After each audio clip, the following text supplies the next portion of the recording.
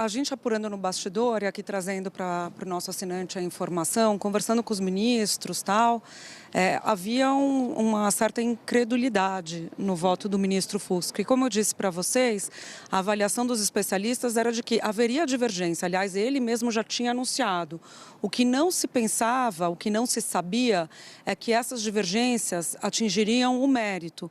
E quando eu falo mérito, gente, eu estou falando dos 5 crimes que dos quais o núcleo crucial é acusado, que é a tentativa de golpe de Estado, tentativa de abolição do Estado Democrático de Direito, organização criminosa, o dano ao patrimônio e deterioração do patrimônio tombado. Nisso, no mérito, ele abriu uma super divergência. Então, olhando, quer dizer, como eu disse para vocês, ainda tem que caminhar para ver todos os crimes. A organização criminosa já descartada, inclusive ele faz a ressalva de que tem que ter o uso da arma de fogo, porque a PGR fez assim na acusação, embora a lei não faça essa especificação, né? Diz que é um agravante a arma de fogo, mas a PGR colocou na acusação e ele já acaba por descartar. A PGR entendeu que, por exemplo, Polícia Rodoviária Federal, que bloqueou estradas, e o próprio Exército, ou próprias Forças Armadas, em que houve uma reunião de Bolsonaro com os comandantes para apresentar uma minuta golpista que impediria a posse do Lula, como essas instituições são armadas, essa união estável para cometer crime, essa organização criminosa seria armada, que é um agravante, né, uma qualificadora, como você explicou. O Fux entende que não, que precisa ter o indivíduo armado, que precisa ter arma na mão de um dos réus, enfim. As penas aumentam, aqui pegando até a lei da organização criminosa, 12.850, né, se eu não me engano, é isso. As penas aumentam-se até a metade se na atuação da organização houver o emprego da arma de fogo. Então ele descarta 2 coisas, ele descarta, a existência de uma ORCRIM e 2, o uso da arma de fogo que era o agravante da PGR. Só terminando aqui, passando para você, Otávio, então o que chamou a atenção de ministros e de advogados é que essa divergência, que foi mais ampla do que se esperava, ela vai na contramão da posição do próprio ministro nos julgamentos dos executores. Sim.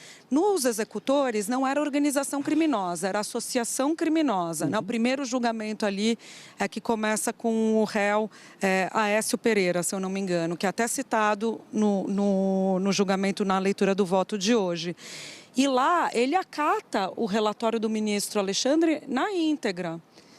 Mesmo tendo esses questionamentos que agora foram apresentados nas preliminares, como, por exemplo, a questão do foro.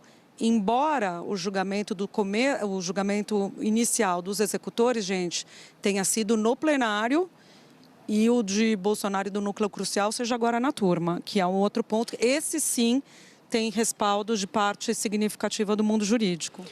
Júlia, você falou na perplexidade de alguns ministros, vai em linha com a minha apuração também.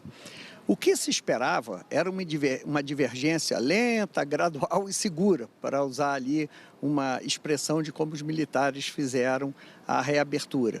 Ou seja, o Fux poderia divergir da delação do Mauro Cid, ele já havia avisado isso. Foi a única que ele não divergiu, foi a única, né? Mas não esperavam... Chegou a dizer que quem faz 9 delações não faz nenhuma. Acompanhando raciocínio que foi feito pelo Vilardi depois, e que o Alexandre de Moraes atacou ontem, classificou ontem como litigância de má-fé. Então, como quem diz, quem fala isso, inclusive o ministro Fux, né, na prática é essa, está litigando de má-fé. Mas quem faz a litigância seria o advogado. Pois é, então assim, esperavam ali divergências pontuais, a delação não vale, esse crime... Porque esse voto já tinha sido rascunhado no julgamento da Débora. Vamos lembrar, a Débora é aquela manifestante que pichou com batom uma estátua, pegou uma pena ali, mais de 10 anos, uma pena considerada elevada, e o Fux, nesse momento da Débora, ele não vota como nos casos anteriores, isso é fato.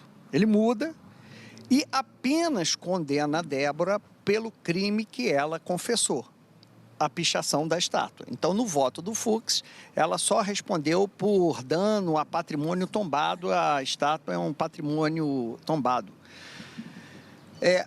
pela lógica, quando eu comecei a ver o voto do ministro Fux e muitos juristas dizendo, olha, isso aí já tinha sido rascunhado na Débora, eu perguntei, então ele só vai condenar o Cid, porque desse núcleo crucial, o único que confessou crimes é o Mauro Cid, porque é um colaborador e ele está sendo julgado. E a colaboração não impede que ele seja condenado, que ele pega pena, ao contrário. A colaboração é justamente para ter benefícios e amaciar, né, a pena.